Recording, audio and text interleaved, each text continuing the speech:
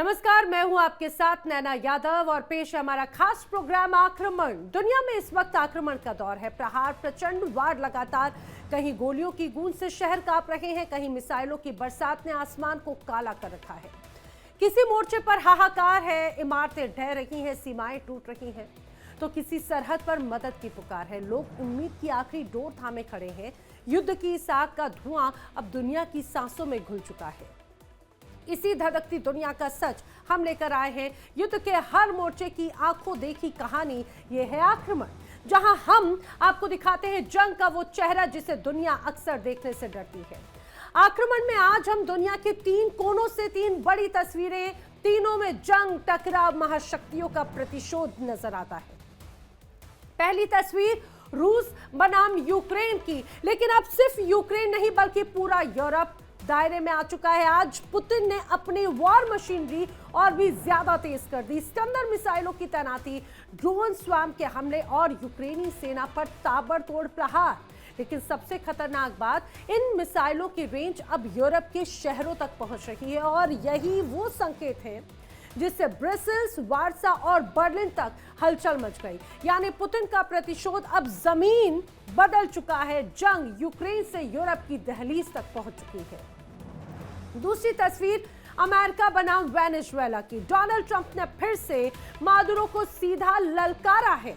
कहा है कि कैरेबियन में अस्थिरता बर्दाश्त नहीं की जाएगी। अमेरिकी नौसेना कैरेबियन सागर में पूरी ताकत से मौजूद डिस्ट्रॉयर, निगरानी ड्रोन और एयर पेट्रोल लगातार सक्रिय है और इसके जवाब में मादुरो की सरकार में हाहाकार है। कैबिनेट की इमरजेंसी मीटिंग, आर्थिक मोर्चा पहले ही कमजोर है और अब बढ़ता सैन्य दबाव भी लगातार इस पर प्रभाव डालता है। कहने को ये क्षेत्रीय तनाव है, लेकिन आज हालात बता रहे हैं कि ये टकराव कभी भी भड़क सकता है। तीसरी तस्वीर सबसे विस्फोटक है। मिडिल ईस्ट, जहां पर इजराइल का आयरन बीम पूरी तरह से दुनिया के युद्ध समीकरण बदलने को तैयार है। ये लेजर आधारित हथियार ड्रोन, रॉकेट और मोर्टार को बगैर मिसाइल चलाए कुछ ही सेकंड में हवा में उड़ा देता है और इसकी धमक तेहरान तक सुनाई दे रही है। और ईरान खुलकर कह रहा है कि अगर इजराइल ने गलती की तो पूरी खाड़ी धधक उठेगी। वहीं ईरान की बसी फोर्स एक्टिव मिसाइल यूनिटें पूरी तरह से तैनात हैं। जंगी जहाज हार्मोज के पास में तैयार है। यानी मिडिल ईस्ट बस एक चिंगारी दूर है। तो ये दुनिया की 3 बड़ी तस्वीरें। पुतिन का प्रतिशोध यूरोप तक पहुंचा, ट्रंप की ललकार से कैरेबियन गर्मा गया है और आयरन बीम की चमक से ईरान भी वॉर मोड में आ गया है। जंग कहीं भी शुरू हो सकती है, लेकिन झटका पूरी दुनिया महसूस करेगी।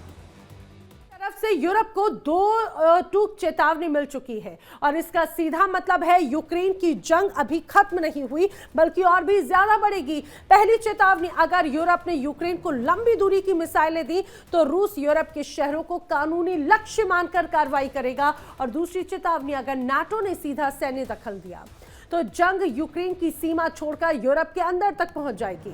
ये दोनों बयान सिर्फ धमकी नहीं, ये वो संकेत हैं जिससे ब्रसेल्स, पेरिस, बर्लिन तक सायरन बज चुके हैं। पुतिन साफ कर चुके हैं यूक्रेन की जंग यूरोप से होकर रहेगी ही और अगर पश्चिम पीछे नहीं हटा, यानी आग यूक्रेन में है लेकिन धुआं पूरे यूरोप को घेर सकता है।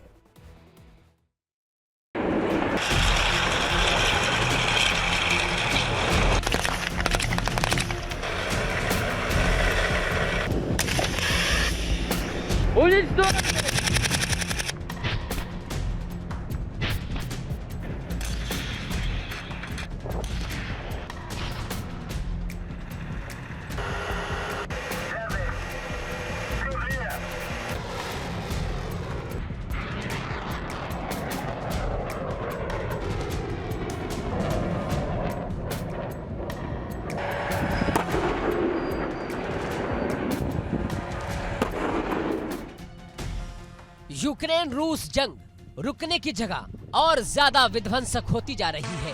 हर दिन, हर रात ड्रोन की भनभनाहट, मिसाइलों की गड़गड़ाहट और बारूद की आग में जलते शहर। अब दुनिया इस जंग को सिर्फ संघर्ष नहीं, एक अगला वैश्विक तूफान मानकर देखने लगी है, क्योंकि फायरिंग अब मोर्चों पर नहीं रुकी, हमले अब सीमाओं के अंदर नहीं बंधे और रणनीतियां अब सिर्फ जमीन की नहीं, सत्ता, सुरक्षा और अस्तित्व की लड़ाई बन चुकी है।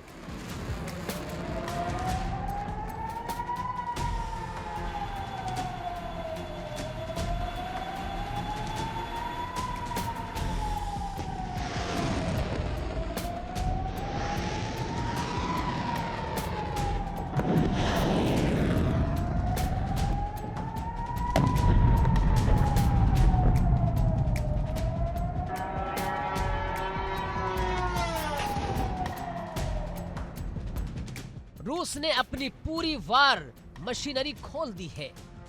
ड्रोन, मिसाइल, आर्टिलरी और अब इस्कंदर। यूक्रेनी पैदल सेना पर ताबड़तोड़ प्रहार। एक ही रात में कई जवानों की मौत।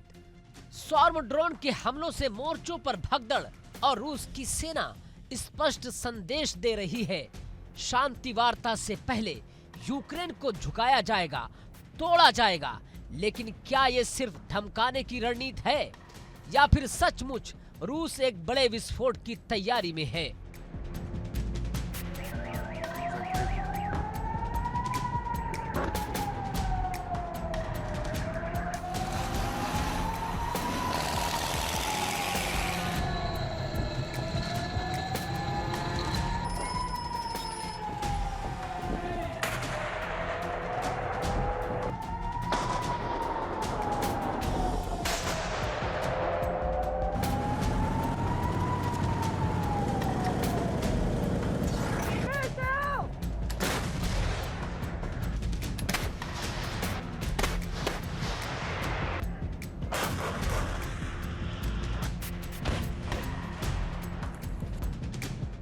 मंच पर सबसे खतरनाक किरदार इस्कंदर मिसाइल, तेज, घातक और इतनी मुश्किल की दुनिया की सबसे मजबूत एयर डिफेंस को भी चुनौती दे दे।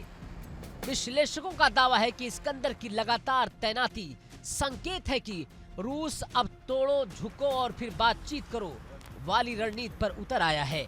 यूक्रेन का तर्क है, मॉस्को को पता है कि शांति वार्ता होने से पहले ही उसे ज्यादा जमीन, ज्यादा दबदबा और ज्यादा सैन्य लाभ चाहिए है। यानी वार्ता की मेज बिछे उससे पहले रूस मैदान पर अपनी शर्तें लिख देना चाहता है।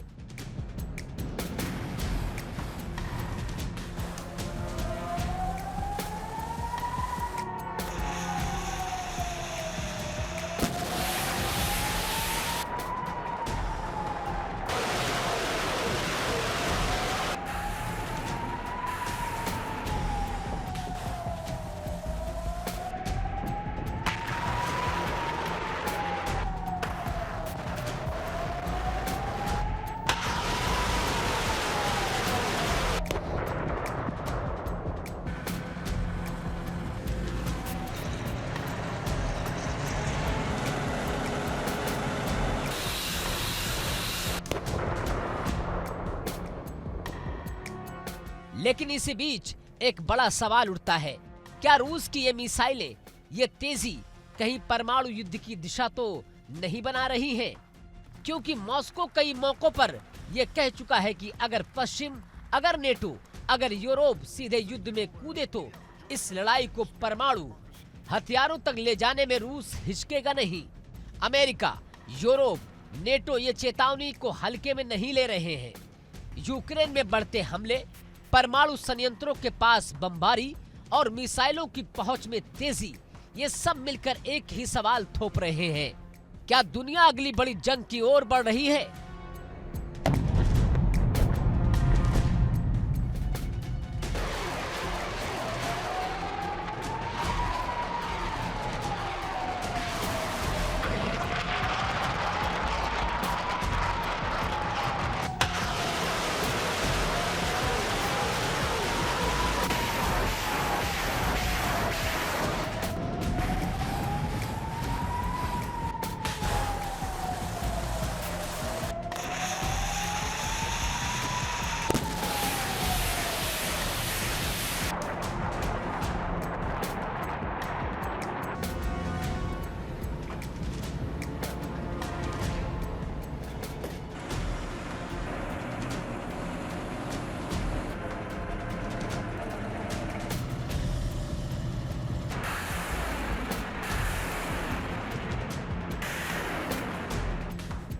अब बात यूक्रेन की। रूस बारूद बरसा रहा है, लेकिन यूक्रेन सिर्फ चुपचाप सह नहीं रहा। यूक्रेनी सेना ने भी जवाबी हमले तेज किए हैं। रूस के प्रमुख ठिकाने, लॉजिस्टिक्स बेस और खुफिया विभाग के दफ्तर धू धू कर जलते हुए दिखाई दिए।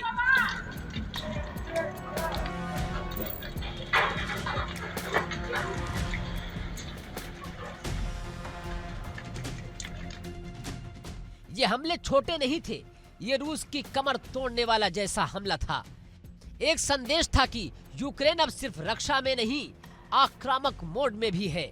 लेकिन असली सवाल, क्या यूक्रेन की ये जवाबी कार्रवाई रूस के हमले को रोक सकती है, या फिर इससे युद्ध और भड़क जाएगा?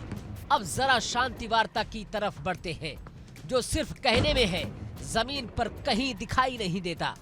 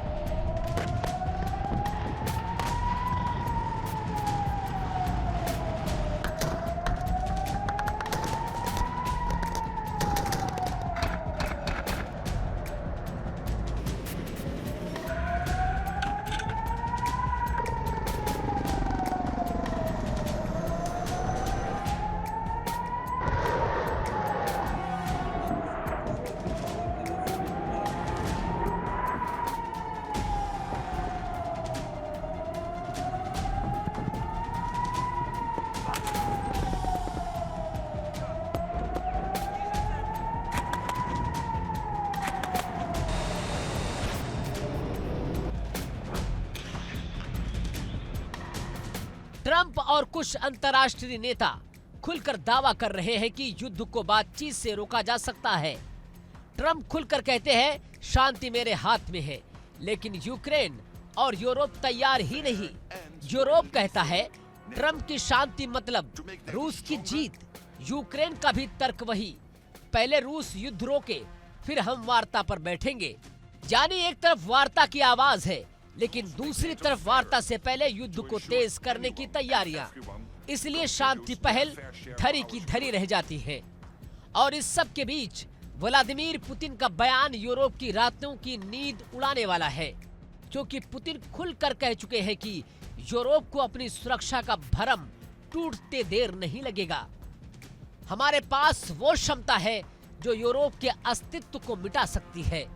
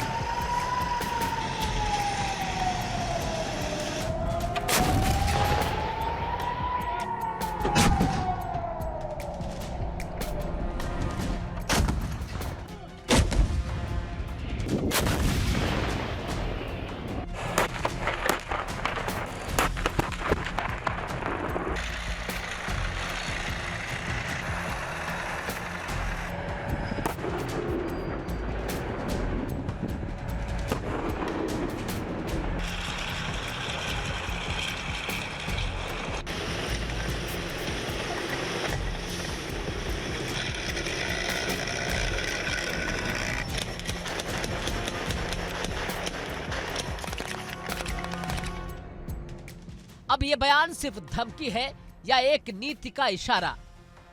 यही वो बात है जिसने दुनिया के विश्लेषकों, मिलिट्री चीफ्स और खुफिया एजेंसियों को चिंता में डाल दिया है। क्योंकि अगर इस जंग का दायरा बढ़ा तो अगला मोर्चा सिर्फ यूक्रेन में नहीं, यूरोप के दिल में खुल सकता है। तो सवाल, क्या युद्ध यही रुक जाएगा या फिर ये लड़ाई बचेगी ही नहीं बल्कि फैलने को तैयार है? अगर रूस की रणनीति यूरोप को डराकर पीछे हटाने की है, तो यूरोप की रणनीति रूस को रोके रखने की है। दोनों के बीच विश्वास का पुल टूट चुका है और जब भरोसा टूट जाए फिर युद्ध बस बढ़ता ही है।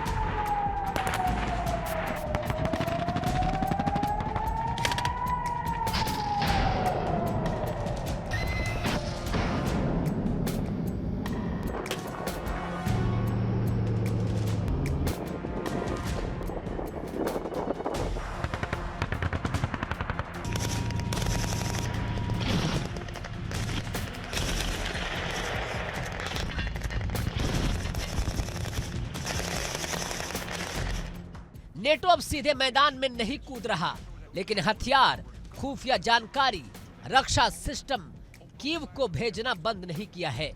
रूस के नजरिए से यही सबसे बड़ा खतरा है और इसलिए रूस लगातार यूरोप के शहरों, बेसों और ऊर्जा संरचनाओं को अप्रत्यक्ष तौर पर टारगेट की तरह पेश कर रहा है। ये संकेत सीधा है कि अगर यूक्रेन का साथ दोगे तो आग यूरोप तक जाएगी। अब आप सोच रहे होंगे तो क्या युद्ध रुकने के आसार नहीं है? तो जवाब कठोर और कड़वा है, नहीं, कम से कम अभी नहीं, क्योंकि रूस पीछे हटने की स्थिति में नहीं है, यूक्रेन झुकने की हालत में नहीं है, यूरोप समझौते की मुद्रा में नहीं है और अमेरिका अगला कदम सोचने में व्यस्त है।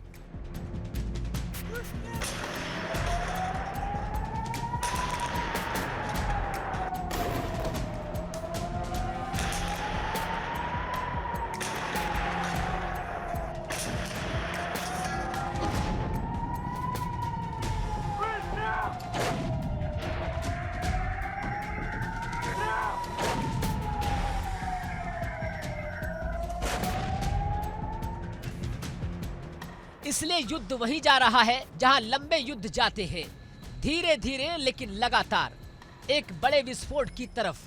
दावा तो यह भी किया जा रहा है कि अगले महीनों में मिसाइलों की रेंज बढ़ेगी, ड्रोन के झुंड बड़े होंगे और हमलों के टारगेट सीमित ठिकानों से बढ़कर यूरोप की रणनीतिक संपत्तियों तक हो सकती है। इस्कंदर मिसाइलें, रेलवे, ऊर्जा संयंत्र, सैन्य बेस सबको गिराने में सक्षम है।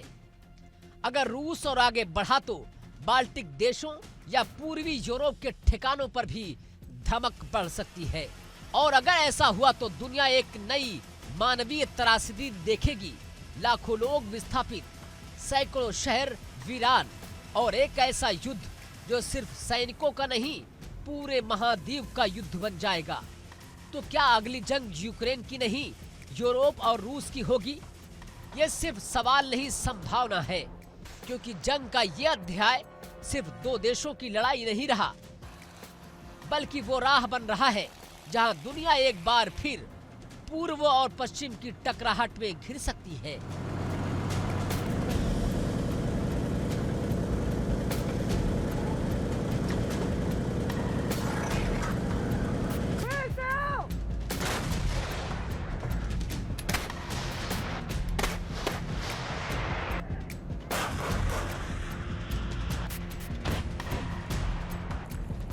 शांति संभव है, लेकिन फैसले नहीं, ताकत के बदलते संतुलन से, और ये संतुलन अभी किसी एक पक्ष के हाथ में नहीं और इसके बढ़ने के खतरे हर गुजरते दिन के साथ और गहराते जा रहे हैं।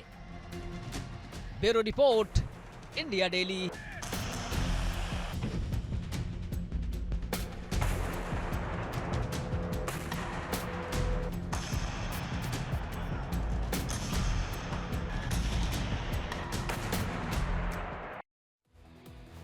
इजराइल के आयरन बीम की हुंकार पूरे मिडिल ईस्ट में सुनाई दे रही है। दुनिया का पहला लेजर इंटरसेप्शन सिस्टम जो ड्रोन, रॉकेट और मोर्टार को कुछ सेकंड में हवा कर देता है और इसकी तैनाती से तेहरान में हलचल तेज है। लेकिन ईरान पीछे नहीं हट रहा। तेहरान ने बड़ी तैयारियां शुरू कर दी हैं। बसीस फोर्स एक्टिव है, मिसाइल यूनिटें तैनात है, हार्मोज के पास में जंगी जहाज और एंटी शिप मिसाइलें सतर्क मोड पर है।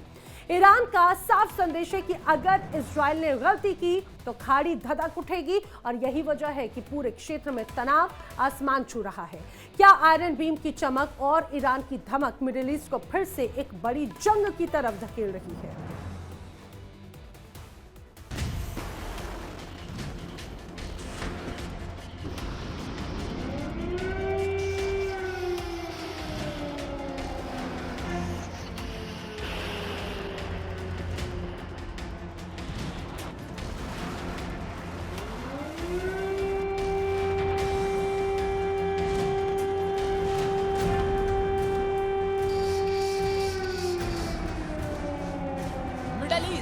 एक बार फिर ज्वालामुखी की कगार पर है।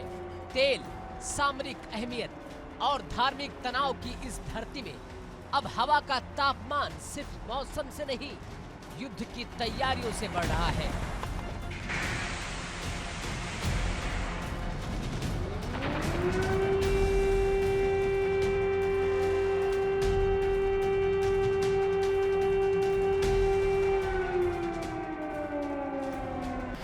और अब जो तस्वीरें बाहर आ रही हैं, उससे लग रहा है कि इजराइल और ईरान दोनों तरफ एक नई बड़ी जंग की उल्टी गिनती शुरू हो चुकी है।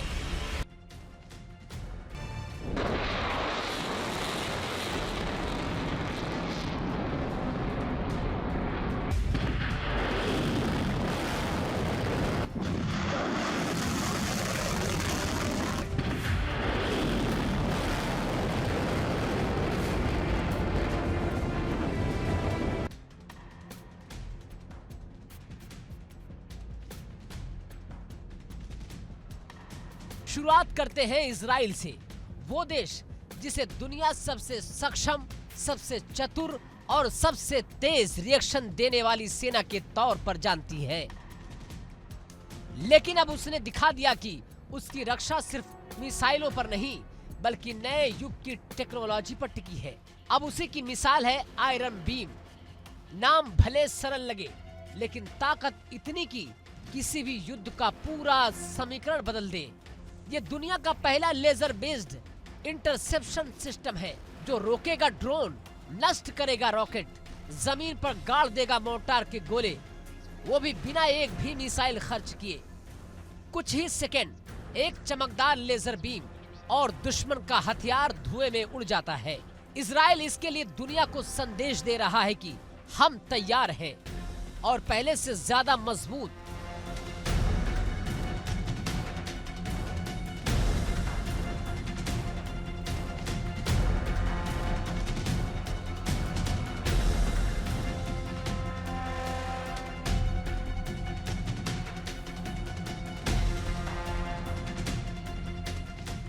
ज्यादा खतरनाक सीमा पर इजराइल की सैन्य तैनाती बढ़ चुकी है।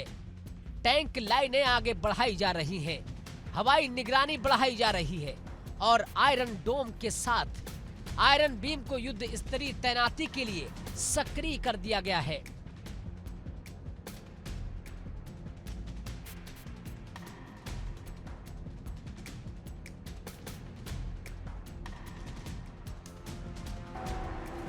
ये संकेत सीधा है कि इजराइल अब किसी भी हमले का इंतजार नहीं करेगा, हमले से पहले ही हमले का जवाब तैयार रखेगा।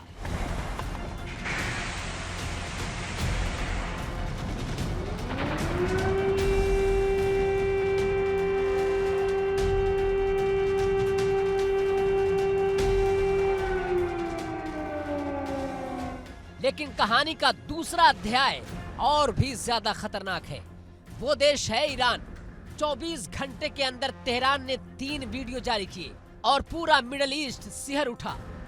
इन वीडियो में कोई बयान नहीं, कोई कूटनीतिक भाषा नहीं, बल्कि जंगी तैयारी का खुला प्रदर्शन। सड़कों पर रफ्तार से मार्च करती फतेह यूनिटें, मिसाइल लॉन्चर के प्लेटफॉर्म, एंटी शिप बैटरियां,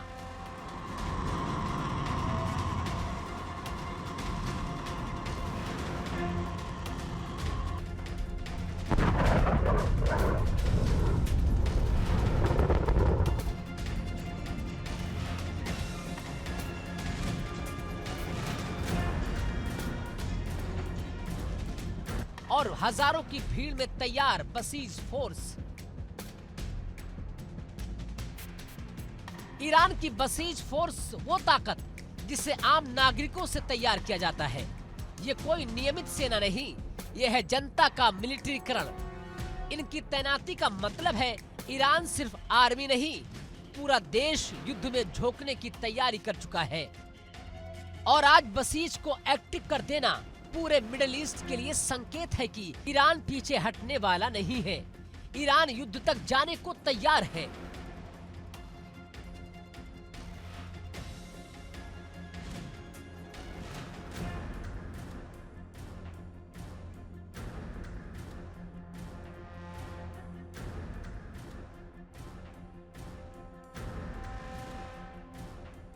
और अब आते हैं धमकियों पर, जो सबसे डरावनी है।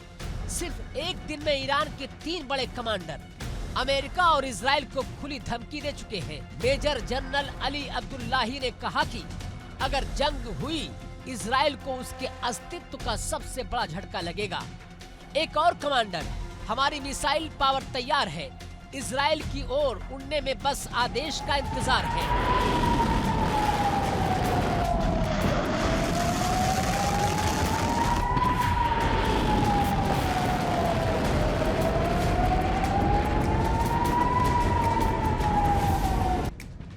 और तीसरा, अमेरिका को खाड़ी से खदेड़ देंगे। हॉर्मोज का इलाका हमारा है। ये वही स्ट्रेट है जहां से दुनिया का 20% तेल गुजरता है। अगर ईरान यहां युद्ध छेड़ दे तो दुनिया की अर्थव्यवस्था कुछ ही दिनों में घुटनों पर आ सकती है।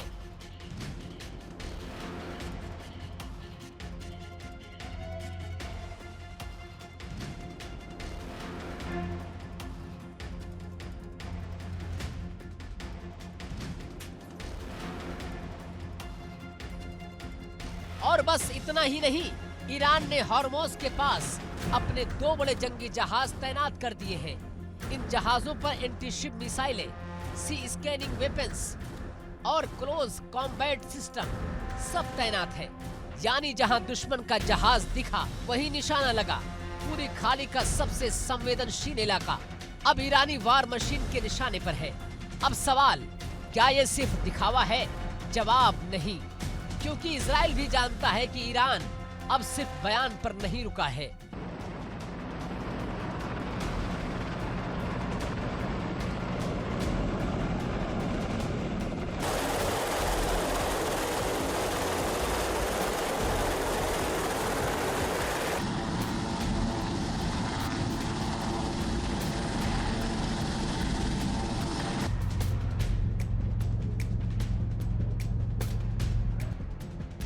इजराइल की कैबिनेट की आपात बैठकें बढ़ चुकी हैं।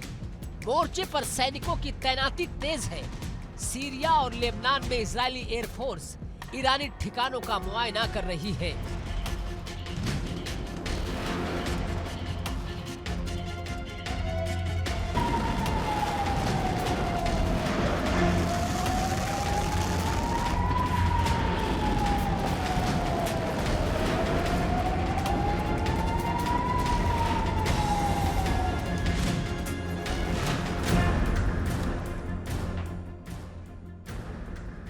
इजराइल ने कहा कि हम किसी भी कीमत पर अपनी जनता को खतरे में नहीं छोड़ेंगे। नेतन्याहू का पुराना बयान यहाँ याद आता है कि ईरान को रोकना हमारी मजबूरी नहीं, हमारी प्राथमिकता है।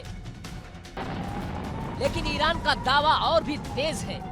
अगर इजराइल ने गलती की तो पूरी खाड़ी धधक उठेगी। हम किसी भी कीमत पर पीछे नहीं हटेंगे। ये बयान सिर्फ बयान नहीं, ये है युद्ध का आमंत्रण।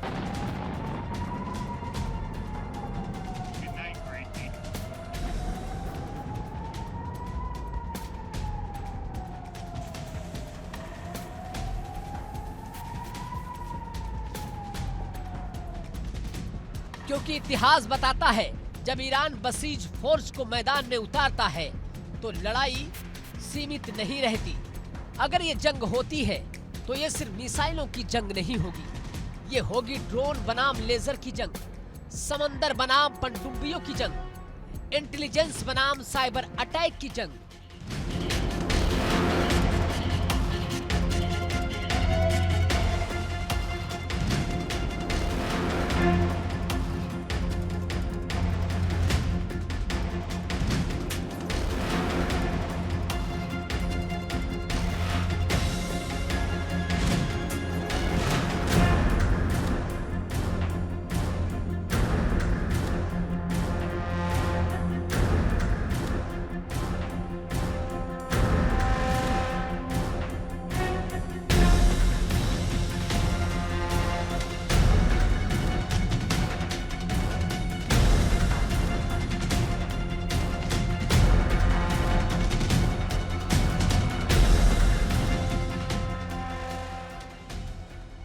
इजराइल अपने आयरन बीम और आयरन डोम से आसमान को सुरक्षित रखेगा और ईरान शहीद 136 जैसे ड्रोन, फतेह 110 जैसे रॉकेट और C-802 मिसाइलों से समंदर और जमीन दोनों को निशाना बनाएगा। ये लोकल वॉर नहीं, पूरे क्षेत्रीय युद्ध में बदल सकता है।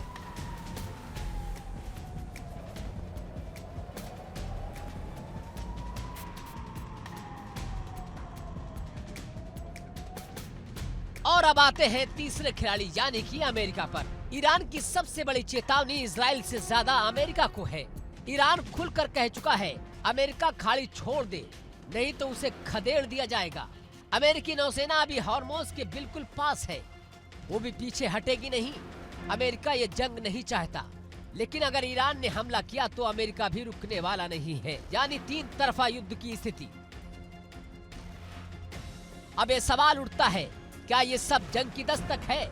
हॉर्मोज स्ट्रेट में ईरानी जंगी जहाज, इजराइल में लेजर सिस्टम की तैनाती, बसीज फोर्स का मैदान में उतरना, तेहरान के जनरल्स की धमकियां और अमेरिका की नौसेना का सक्रिय होना, इन सब को जोड़ दीजिए तो तस्वीर बिल्कुल साफ है। मिडल ईस्ट जंग की दहलीज पर खड़ा है। अब सवाल सीधा है, क्या जंग होकर रहेगी? कूटनीति अभी सांस ले रही है, लेकिन जमीन पर युद्ध की तैयारियां कहीं ज्यादा तेज है। इजराइल दिखाना चाहता है कि वो अब तकनीक रूप से अजेय है।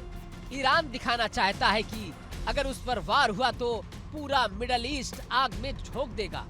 और इसी टकराव की वजह से आज पूरा इलाका एक चिंगारी दूर है। सिर्फ एक गलती, सिर्फ एक मिसाइल और पूरा क्षेत्र जल उठेगा। मिडल ईस्ट का इतिहास गवाह है, यहाँ जंग शुरू करना आसान है, लेकिन रोकना लगभग नामुमकिन है।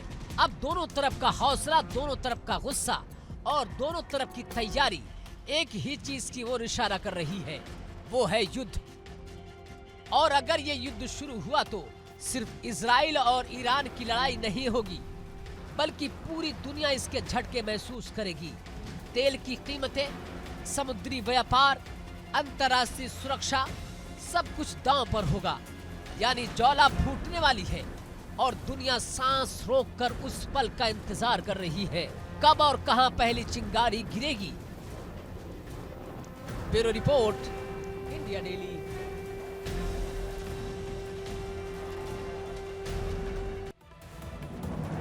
ट्रंप की कड़ी फटकार के बाद मादुरो के खेमों में बेचैनी साफ नजर आती है। कैरेबियन सागर जहां कभी शांति की लहरें थीं, वहीं अब अमेरिकी युद्धपोतों की आवाजाही ने माहौल को गर्म कर दिया। ट्रंप ने खुलकर कहा कैरेबियन में अस्थिरता बर्दाश्त नहीं होगी और इस बयान के साथ ही अमेरिका ने अपनी नौसेना की तैनाती भी तेज कर दी है। दूसरी तरफ वेनेजुएला की सरकार में जमकर हाहाकार है। कैबिनेट की इमरजेंसी मीटिंग, सुरक्षा एजेंसियों का अलर्ट और काराकास में बढ़ती बेचैनी। सबसे बड़ा सवाल ये, क्या ये सिर्फ दबाव है या फिर कैरेबियन सच में जंग की तरफ बढ़ रहा है? हालात कहते हैं कि सागर में आहट है और तूफान बहुत दूर रहे।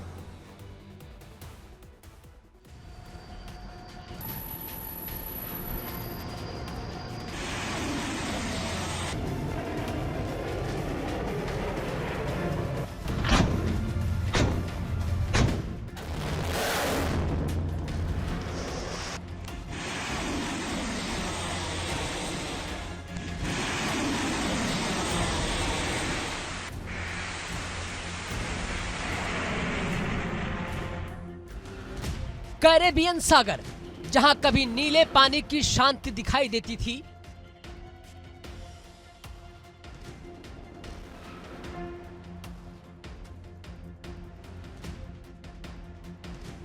आज वही सागर उथल पुथल में है।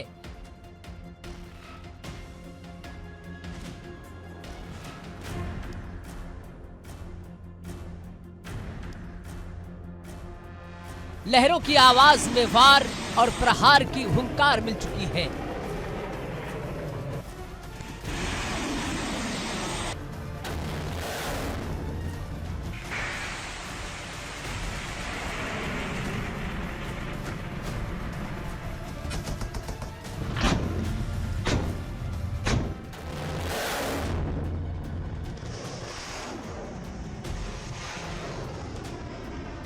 एक तरफ अमेरिका की कड़क ललकार है तो दूसरी तरफ वेनेजुएला के राष्ट्रपति निकोलस मादुरो का दबे हुए स्वर में बढ़ता हाहाकार है।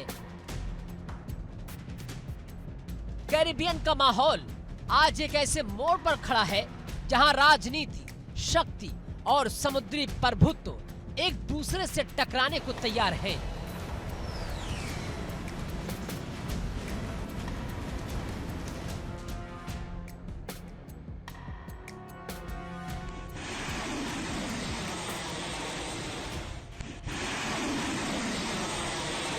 अमेरिका ने कैरिबियन में अपनी सैन्य मौजूदगी अचानक तेज कर दी है।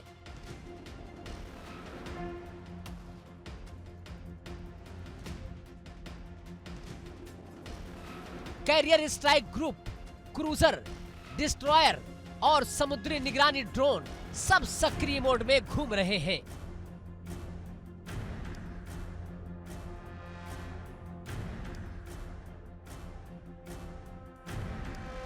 ये मोमेंट साधारण नहीं, ये टूरिज्म या पेट्रोलिंग नहीं, इसमें छिपा है संदेश। हम देख रहे हैं।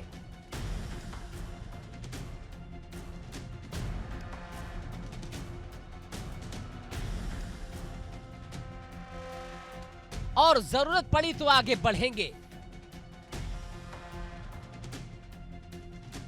अमेरिका के लिए वेनेजुएला सिर्फ एक पड़ोसी देश का मसला नहीं, ये भू राजनीति का खेल है।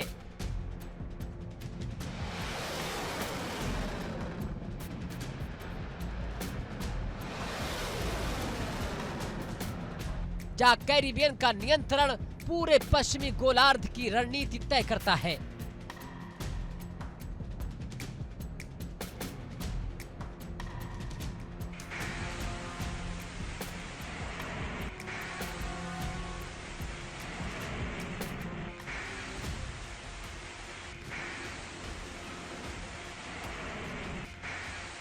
पेंटागन ने सख्त शब्दों में कहा कि कैरिबियन में स्थिरता जरूरी है। अगर कोई सरकार इसका उल्लंघन करेगी तो प्रतिक्रिया निश्चित है।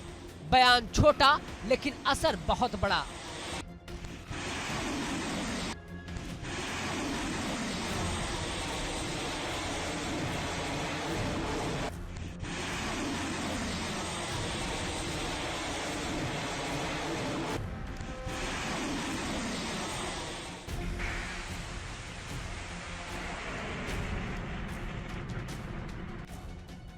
वेनेजुएला की सरकार इन शब्दों के पीछे का अर्थ समझ चुकी है। मादुरो की कैबिनेट में मीटिंग्स बढ़ गई है।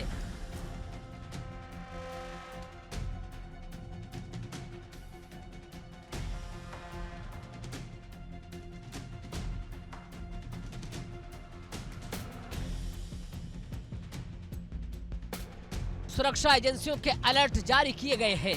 राजधानी कराकस में अंदर ही अंदर तनाव बढ़ रहा है।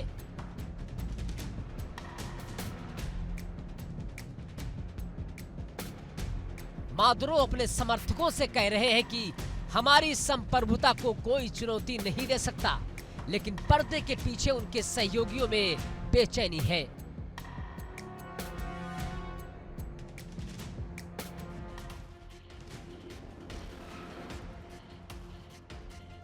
क्योंकि अमेरिका की ललकार सिर्फ शब्दों तक सीमित नहीं है।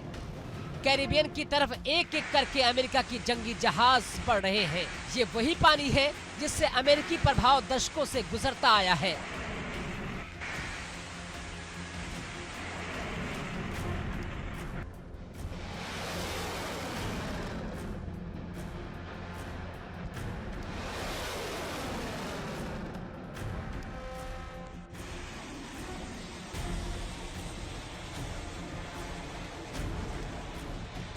और अब वेनेजुएला की सरकार महसूस कर रही है कि इस दबाव का मतलब सिर्फ कूटनीतिक नहीं, रणनीतिक घेराबंदी भी है।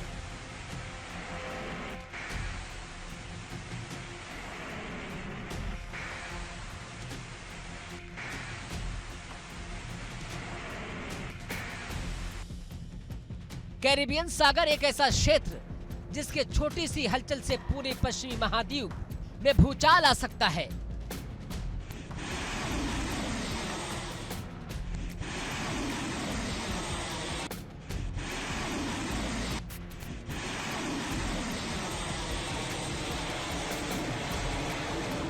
यहाँ सैन्य उपस्थिति का मतलब सिर्फ समुद्र पर नियंत्रण नहीं, बल्कि ऊर्जा सप्लाई, व्यापारिक मार्ग और राजनीतिक संतुलन का नियंत्रण भी है।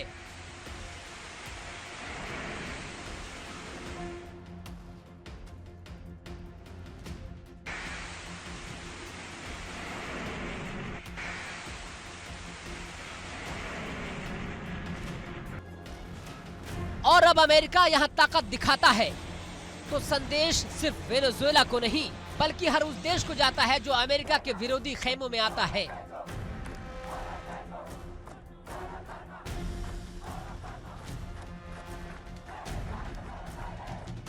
दूसरी तरफ मादुरो सरकार भी पीछे हटती नहीं दिख रही है।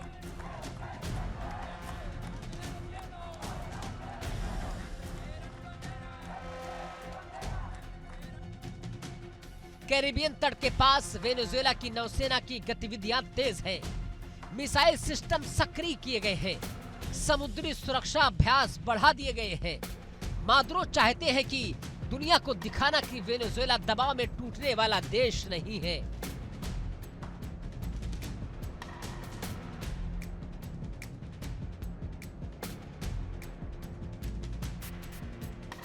लेकिन हकीकत ये भी है कि अमेरिकी सैन्य ताकत और वेनेजुएला की क्षमता में किसी तरह की कोई बराबरी नहीं है, और यही असमानता दोनों पर तनाव को और भड़का रही है।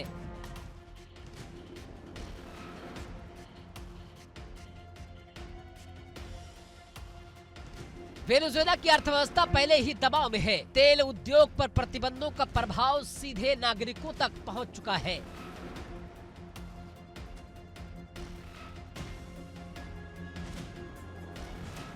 और अब कैरिबियन में अमेरिका की मौजूदगी के कारण एक नया डर पैदा हुआ है, कहीं ये सैन्य दबाव आर्थिक गिरावट को और खतरनाक न बना दे।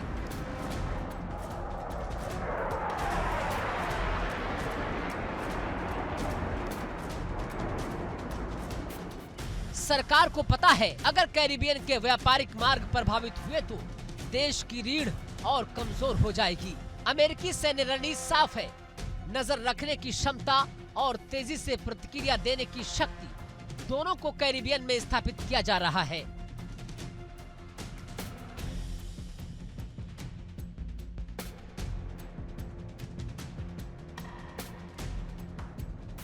Fighter jet 24x7 air petrol पर है।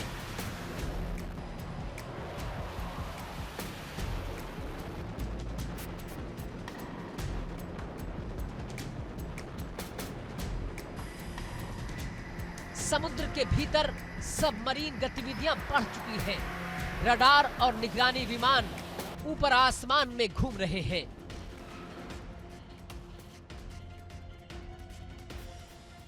ये तस्वीरें शक्ति का प्रदर्शन नहीं, बल्कि भू राजनीतिक दबाव की रणनीति का हिस्सा है।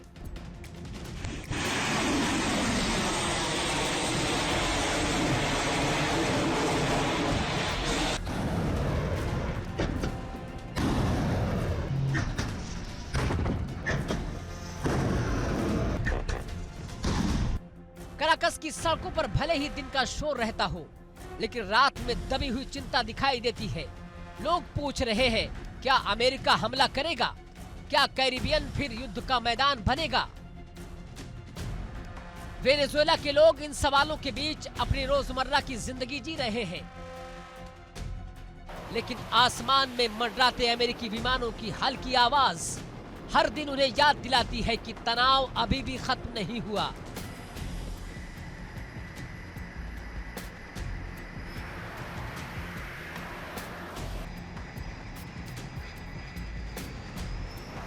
दावा किया जा रहा है कि अमेरिका सिर्फ चेतावनी नहीं दे रहा है, वो मादुरो सरकार पर बहुस्तरीय दबाव बना रहा है।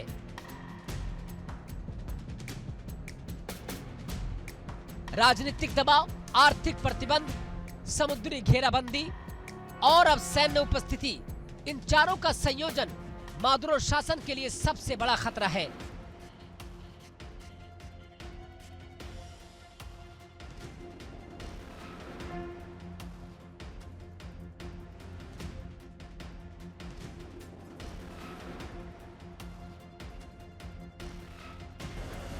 क्योंकि वेनेजुएला जानता है अगर अभी भी कैरिबियन में अमेरिकी जहाजों और वेनेजुएला नौसेना का टकराव हुआ तो पलड़ा एक ही दिशा में झुकेगा।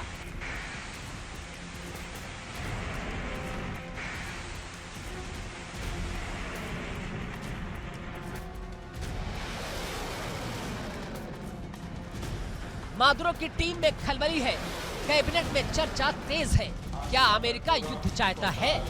क्या बातचीत का रास्ता खुला है या सिर्फ शक्ति का प्रदर्शन है?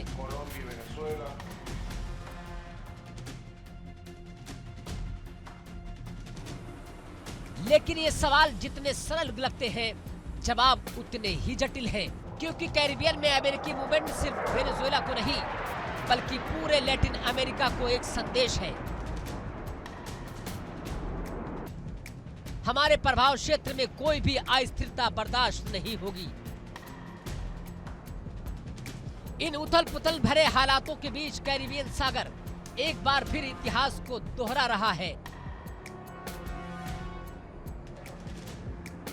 जब भी इस समुद्र में महाशक्तियों की मौजूदगी बढ़ती है तो हालात या तो बड़े टकराव में बदलते हैं या बड़े समझौते में, लेकिन आज की तस्वीर टकराव की तरफ ज्यादा झुकी हुई है। वार और प्रहार की हुंकार पानी की सतह पर गूंज रही है। जहाजों के इंजन गहरी धड़कन की तरह धधक रहे हैं और दुनिया उत्सुक होकर देख रही है अगला कदम कौन उठाएगा। कैरिबियन सागर आज एक बार फिर तूफान के मुहाने पर खड़ा है।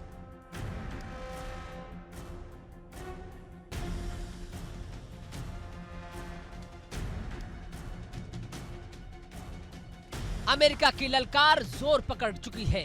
मादुरो के खेमों में हाहाकार और भय दोनों बढ़ रहे हैं और इस पूरी कहानी में एक सच छिपा है। जहां राजनीतिक दबाव सैन्य शक्ति से टकराए, वहां स्थिरता नहीं, हमेशा अस्थिरता जन्म लेती है। कैरिबियन के आसमान में तनाव का बादल छा चुका है। लहरें चिल्ला रही है, हवा बोल रही है, तूफान आने वाला है।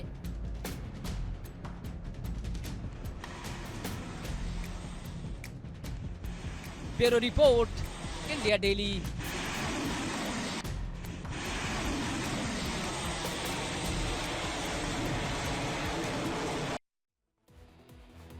दुनिया की सबसे खतरनाक तिकड़ी पुतिन, शी जिनपिंग और किम जोंग उन, इनकी संयुक्त हुंकार ने अमेरिका और यूरोप दोनों में खलबली मचा दी है। रूस यूक्रेन मोर्चा गरमाए हुए है, चीन ताइवान पर दबाव बढ़ा रहा है और उत्तर कोरिया एक के बाद एक मिसाइलें टेस्ट कर रहा है। ये तीनों मिलकर अमेरिका की पूरी रणनीति को चुनौती देते हैं। वॉशिंगटन की नीति रोकथाम, दबाव और प्रतिबंध आज तीनों मोर्चों पर फेल होती नजर आती है। यूरोप चिंतित, अमेरिका असमंजस में और ये तिकड़ी अपनी आक्रामकता हर दिन तेज कर रही है। और सबसे बड़ा सवाल, क्या दुनिया एक नए शक्ति संतुलन की तरफ बढ़ रही है या फिर पुतिन, शी जिनपिंग और किम का गठजोड़ अमेरिका को सीधे वैश्विक टकराव में धकेल देगा?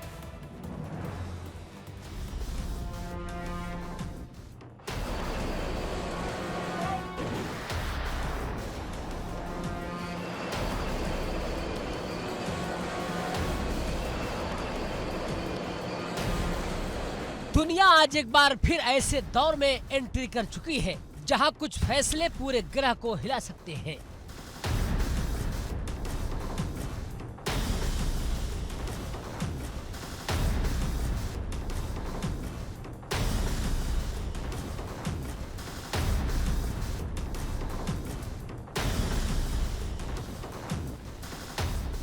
और इस भू राजनीतिक भूकंप के केंद्र में है तीन नाम।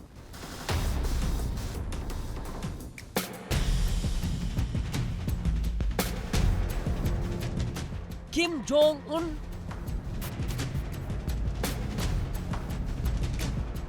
शी जिनपिंग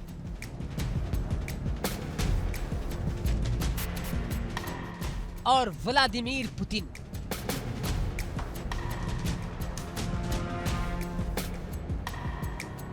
ये तीनों नेता अपनी अपनी दुनिया में सबसे ताकतवर, सबसे अप्रत्याशित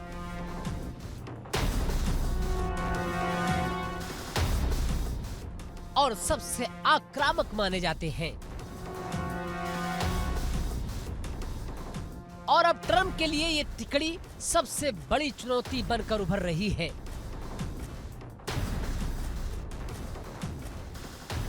क्योंकि संकेत मिल रहे हैं कि आने वाले वक्त में ट्रंप को एक नहीं बल्कि 2 नए युद्ध मोर्चों पर परीक्षा देनी पड़ सकती है।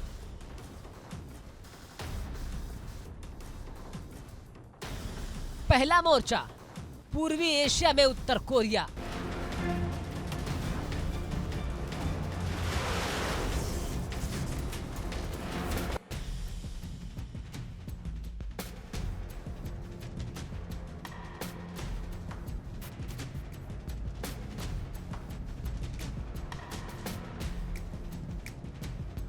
और दूसरा मोर्चा ताइवान के नजदीक चीन का दबाव और तैयारी।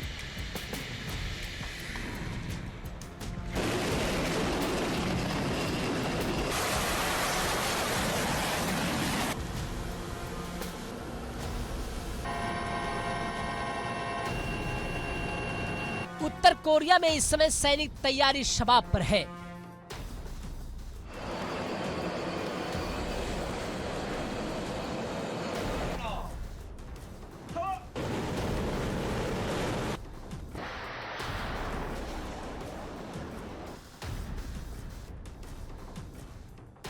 अस्सीवें एंटी एयर फोर्स समारोह में किम जोंग उन एक नए अवतार में दिखे।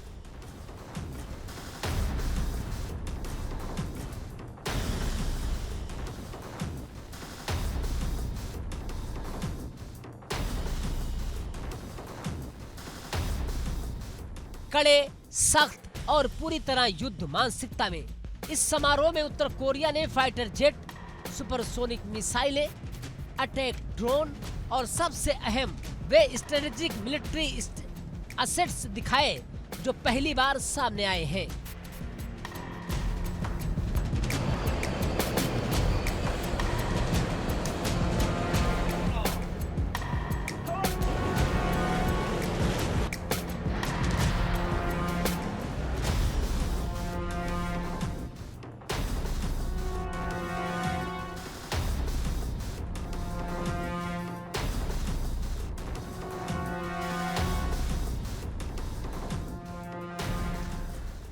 इनमें शामिल है हवा से लॉन्च होने वाली परमाणु सक्षम मिसाइलें,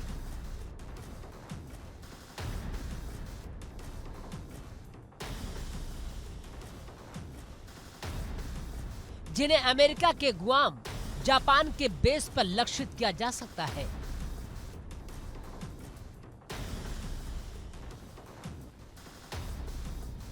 किम जोंग उन ने साफ चेतावनी दी है, अब उत्तर कोरिया की वायुसेना सिर्फ एयर डिफेंस नहीं करेगी बल्कि देश की परमाणु निवारक क्षमता का हिस्सा होगी। यानी अगर खतरा बढ़ा तो जवाब न्यूक्लियर लेवल पर हो सकता है।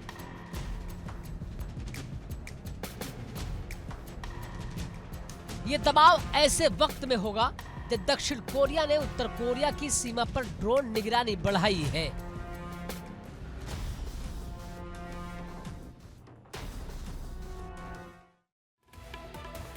और आक्रमण में आज के लिए फिलहाल इतना ही, लेकिन इंडिया डेली अब आपके स्मार्ट टीवी पर भी मौजूद है। इंडिया डेली अब आप लाइव देख सकते हैं इन सभी प्लेटफॉर्म्स पर।